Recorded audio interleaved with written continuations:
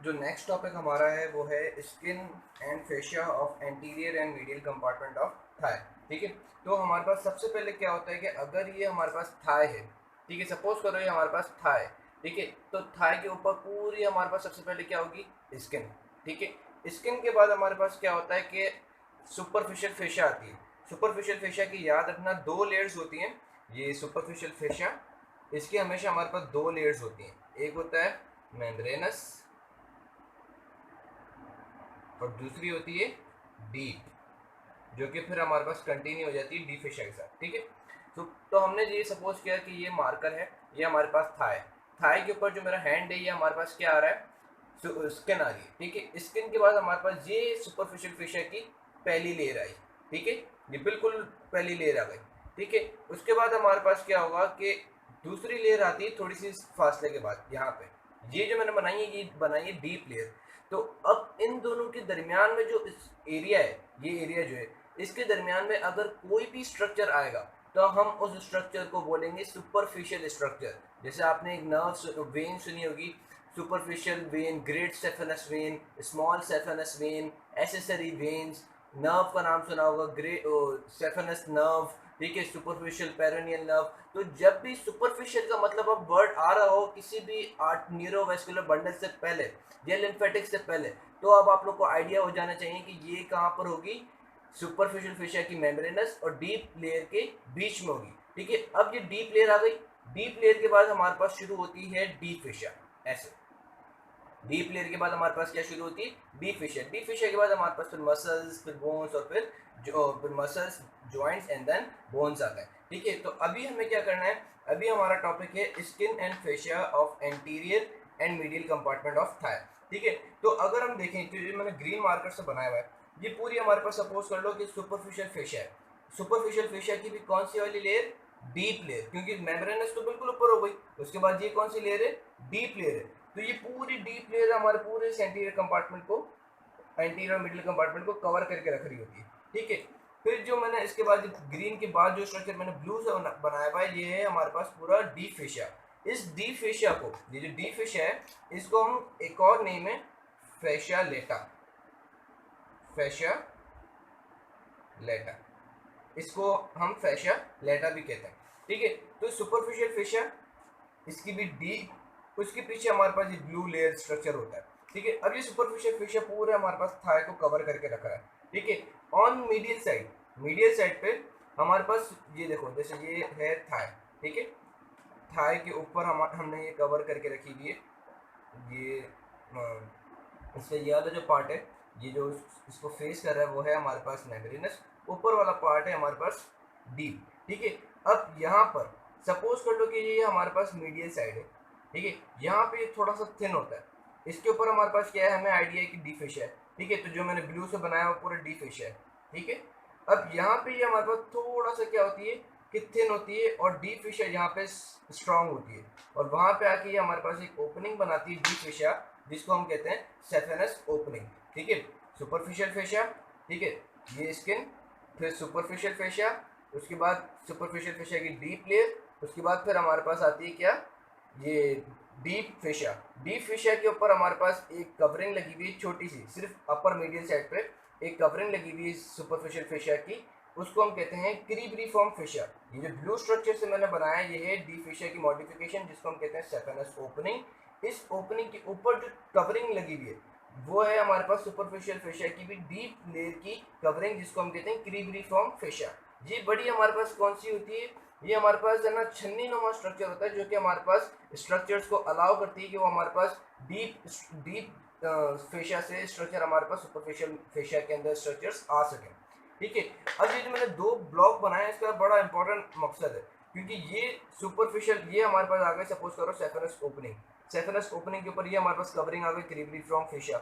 इस saphenous opening के बिल्कुल पीछे एक और स्ट्रक्चर लगा होता है यहाँ पर। जैसे अगर मेरा ये हैंड है, हैंड के बिल्कुल जहाँ पर जैसे मार्कर का कैप है, ठीक है, ये यहाँ पर स्ट्रक्चर लगा हुआ होता है जिसको कहते हैं फेमोरल शीथ। ठीक है, तो अगर इसको फेमोरल शीथ को हमें देखना था तो ये मुझे ऐसे दो स्ट्रक्चर्स बनाने पड़ते हैं। फेमोरल शीथ हम अलग से टॉपिक डिस्कस करेंगे।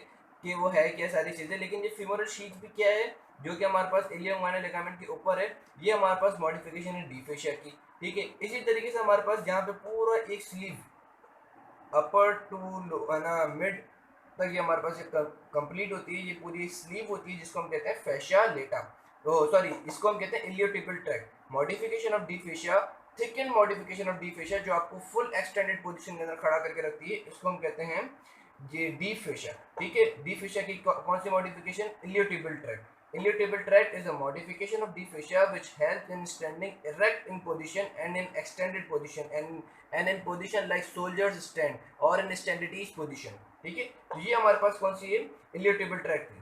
तो अगर हम बस यहाँ पे थोड़ा सा इसका जिक्र करते हैं, उसके बाद फिर हम अपने नेक्स्ट एक एक जो मॉडिफिकेशन है उसको है ना रीड आउट करते हैं। ये सुपरफिशियल फेशिया की दो लेयर्स हैं, मेम्ब्रेनस और डीप, ठीक है। मेम्ब्रेनस पूरी कवर करके रख रही है, उसके बाद डीप की कुछ मॉडिफिकेशन है, क्रीब्रिफॉर्म फेशिया जो कि हमारे पास अपर मीडियल साइड के ऊपर होती है। ये क्रीब्रिफॉर्म फेशिया क्या होती है कि ये जो सेफेनस ओपनिंग है इसके ऊपर सराउंड करके रख रही होती है। अच्छा, सेफेनस ओपनिंग जो है ना ये लेटरल साइड पे थोड़ी सी थिक होती है, और इस लेटरल साइड थिकनिंग को हम कहते हैं फेल्सिफॉर्म फेशिया। ये लेटरल साइड पे थोड़ी सी थिक है, इस थिकनिंग को हम कहते हैं फेल्सिफॉर्म फेशिया, ठीक है। उसके बाद हमारे पास डी फेशिया मैंने आपको बताया कि हमारे पास क्या बनाती है, टाइट स्लीव ऑफ थाई बनाती है, इलियोटिबल ट्रैक्ट बनाती है, फेमोरल शीथ बनाती है एंड सेफेनस ओपनिंग बनाती है। सेफेनस ओपनिंग से हमारे पास स्ट्रक्चर बाहर आते हैं टुवर्ड्स द सुपरफिशियल कंपार्टमेंट, और इसी से स्ट्रक्चर्स अंदर जाते हैं टुवर्ड्स द डीप कंपार्टमेंट। जो हमारा टॉपिक है वो है फेमोरल शीथ, ठीक है। अब फेमोरल शीथ जो है वो आपको स्ट्रक्चर तो पता पड़ गया कि ये क्या है, ये हमारे पास क्या है, ये है मॉडिफिकेशन ऑफ डी फेशिया, ठीक है। अब ये फेमोरल शीथ जो है ये हमारे पास 3 कंपार्टमेंट्स के अंदर डिवाइडेड होती है। ये फेमोरल शीथ है, ठीक है, पूरी यहाँ से लेके यहाँ तक ये अपवर्ड पूरी, ठीक है। फेमोरल शीथ हमारे पास डिवाइड होती है 3 कंपार्टमेंट्स के अंदर, एक लेटरल कंपार्टमेंट, ठीक है, एक इंटरमीडिएट कंपार्टमेंट, एक मीडियल कंपार्टमेंट, ठीक है। ये कंपार्टमेंट हमारे पास बने हुए हैं due to the presence of ये जो मैंने पीस में बनाया हुआ ये है septa. Due to the presence of septa की वजह से ये हमारे पास कंपार्टमेंट्स के अंदर डिवाइड हुए हैं।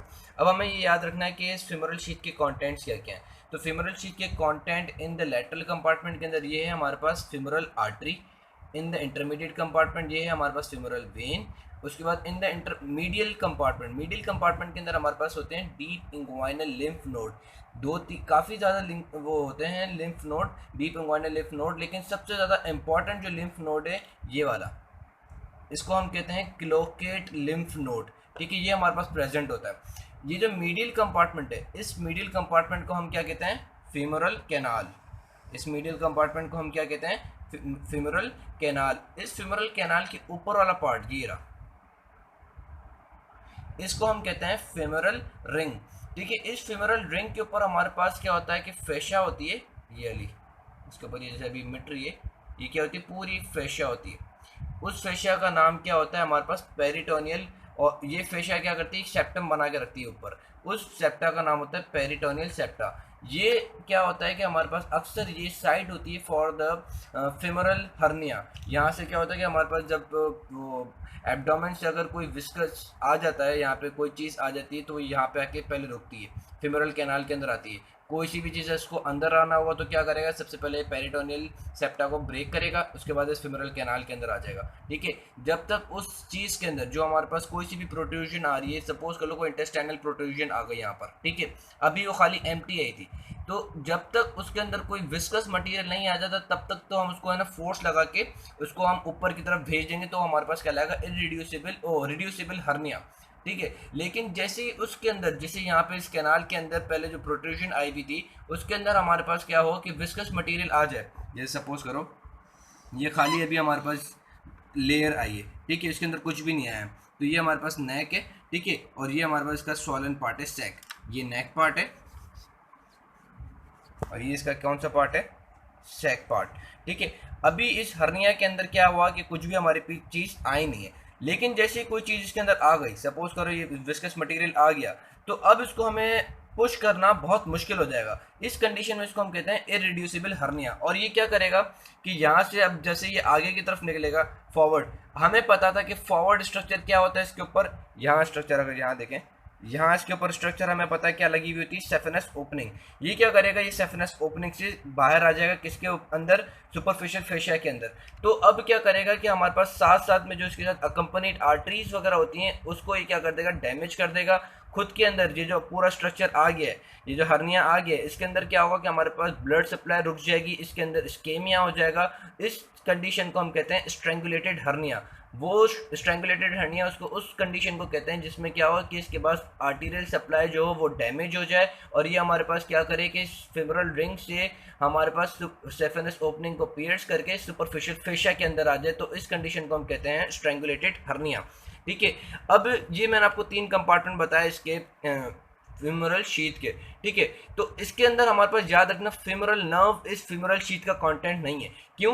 क्योंकि हम अगर हम फेमोरल शीथ को थोड़ा सा और गौर करके देखें, सपोज करो ये फेमोरल शीथ है, ये इसका फेमोरल शीथ का बैक वाला पार्ट है, ये फेमोरल शीथ का अब आगे वाला पार्ट है। तो इसके ऊपर बैक के ऊपर जो हमारे पास पीछे से कवरिंग कर रही है, अगर ये मैं बोलूँ कि ये मार्कर है पूरा ये वाला पार्ट, ये फेमोरल शीथ है, तो थंब मेरे को इस फेमोरल शीथ को आगे से कवर कर रही है और ये जो मेरी फिंगर है इस फेमोरल शीथ को पीछे से कवर कर रही है। तो आगे से जो हमारे पास फेशिया ऊपर से जो आ रही है वो है हमारे पास एंटीरियर फेशिया, उसको हम कहते हैं फेशिया ट्रांसवर्सालिस।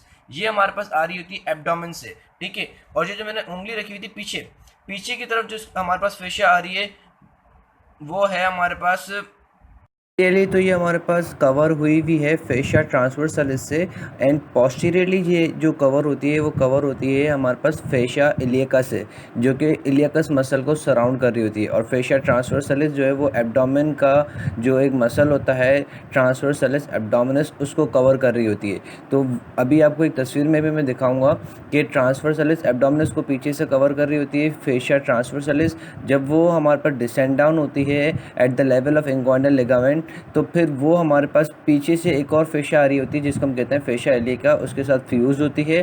ठीक है, लेकिन ये जो हमारे पास फेमोरल नर्व जो होती है वो हमारे पास इस फेशिया इलियका के वी कैन से के पीछे की तरफ होती है, और फेशिया इलियका जो है वो हमारे पास इस नर्व के थोड़ा एंटीरियर होती है। और वो जब एंटीरियर होती है तो वो हमारे पास है ना फेमोरल आर्टरी, फेमोरल वेन और लिम्फ नोड्स को पीछे से कवर अप कर ली थी, क्योंकि आगे से तो हमारे पास फेशिया ट्रांसवर्सालिस ने कवर अप किया हुआ है, पीछे से ये इनको कवर अप कर ली थी और वो इनको फेमोरल शीथ का कंटेंट बना देती है।